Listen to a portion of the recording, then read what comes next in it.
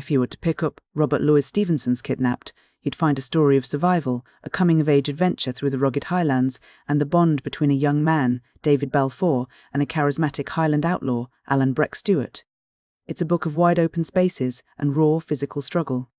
But if you follow David Balfour into his adulthood in the sequel, Catriona, the landscape changes entirely. The wilderness of the mountains is replaced by the labyrinthine, narrow closes of Edinburgh and the polished, often treacherous, salons of European cities. The stakes are no longer just about staying alive. They're about navigating a world of political intrigue, legal corruption, and the complicated demands of social standing. The story takes us to 1751. David Balfour is no longer the penniless boy we met in Kidnapped. He has come into his inheritance and has become a man of some property and status. But this newfound position is a double-edged sword. He is no longer just running for his life. He is stepping into a web of political alliances and ancient vendettas that he doesn't fully understand. He's trying to do the right thing, to clear the name of his friend Breck Stewart, who is a wanted man following the infamous Appin murder. But in the Scotland of this era, doing the right thing often means running directly into the teeth of the law.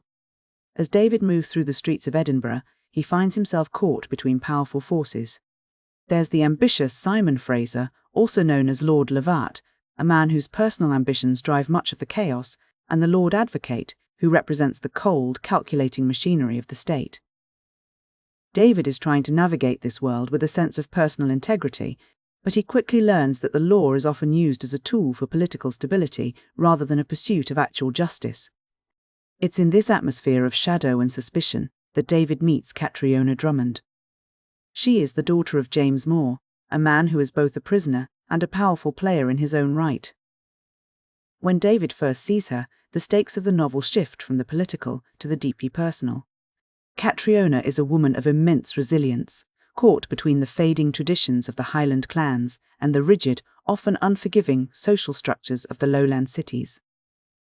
She carries the weight of her family's reputation, and as David becomes more entangled in the legal battles surrounding her father and the Jacobite cause, their connection becomes the emotional centre of the story. The tension reaches a boiling point when David finds himself imprisoned on the base rock. It's a desolate, grim place, an island fortress that serves as a reminder of how easily a person can be swallowed by the state. During his time there, the physical isolation mirrors David's internal struggle. He begins to see the gap between the law, the rules written on paper by men in Edinburgh, and morality, the actual sense of right and wrong that guides a person's soul. He realizes that the legal system isn't just a way to maintain order. It's often a way to silence inconvenient truths to keep the peace.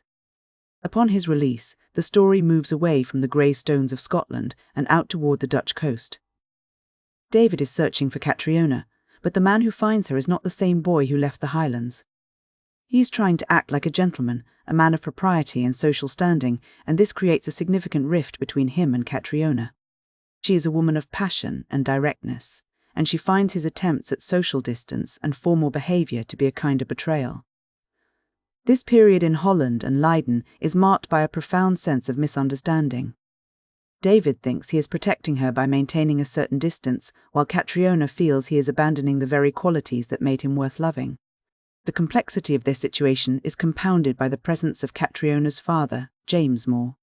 He is a man of immense complexity, a manipulative opportunist who uses his connections and his daughter's situation to secure his own social and financial standing.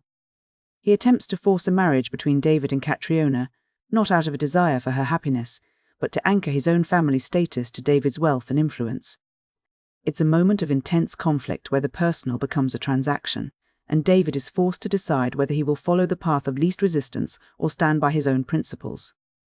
He refuses to be coerced, insisting that any union must be based on Catriona's true consent, even if it means risking everything he has worked to build.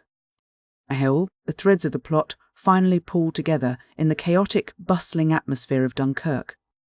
Here, the personal vendettas of the characters, the remnants of the Jacobite cause, and the shifting loyalties of the various clans all collide. It's a high-stakes environment where secrets are revealed and old debts are settled. After a final, harrowing confrontation and a daring escape from a seaside inn, the barriers between David and Catriona finally break down. They move past the social expectations and the political pressures to finally confess their love for one another. The resolution comes in Paris, where they are married by MacGregor of Beholdy. It's a quiet, almost understated end to a very turbulent journey. They return to Scotland not as the people they were when the story began, but as people who have survived the whims of fate and the complexities of human nature. They have found a way to exist in a world that is often absurd and unpredictable. When we look back at Catriona, it's interesting to see how it functions as a study of the transition of an era. If Kidnapped was about the wild, untamed spirit of the Highlands, Catriona is about the encroaching, organised, and often corrupt world of the modern state. Stevenson is deeply interested in the tension between justice and expediency. We see this in the way the Lord Advocate operates, prioritising the stability of the government over the actual truth of a crime. The characters are often performing roles. They use clothing, names, and specific social manners to navigate a world where how you appear is often more important than who you are. There is also a constant struggle between the old ways and the new. We see the clash between the ancient, deeply personal loyalties of the Highland clans and the emerging impersonal rule of law that characterises the British state. This isn't just a political conflict, it's a psychological one. Characters like Breck Stewart represent a way of life that is being squeezed out by the legal structures of a more settled, more bureaucratic society. Even the atmosphere of the book feels different from its predecessor. There's a sense of the uncanny, or what the Scots call the unco, the strange, the unsettling, and the superstitious. This isn't just for flavour. These elements reflect the psychological tension of the time. In a world where the social order is shifting so rapidly, the old superstitions and the fear of the unknown serve as a way to express the anxiety of a society in transition. The characters themselves are far more nuanced here than in a simple adventure story. David Balfour's evolution is particularly striking. He starts as a man who wants to follow the rules, to be a proper gentleman, but he learns that the rules are often rigged. His journey is about finding a way to be a man of principle in a world that rewards pragmatism and manipulation. Catriona, too, is a character who refuses to be a mere pawn in the games played by the men around her. Her strength lies in her ability to navigate these constraints without losing her sense of self. Ultimately, Catriona is a book about the difficulty of maintaining one's identity when the world is constantly trying to redefine it for you. Whether it's through political necessity, social expectation, or familial pressure, the characters are all being pushed to conform to roles that don't quite fit.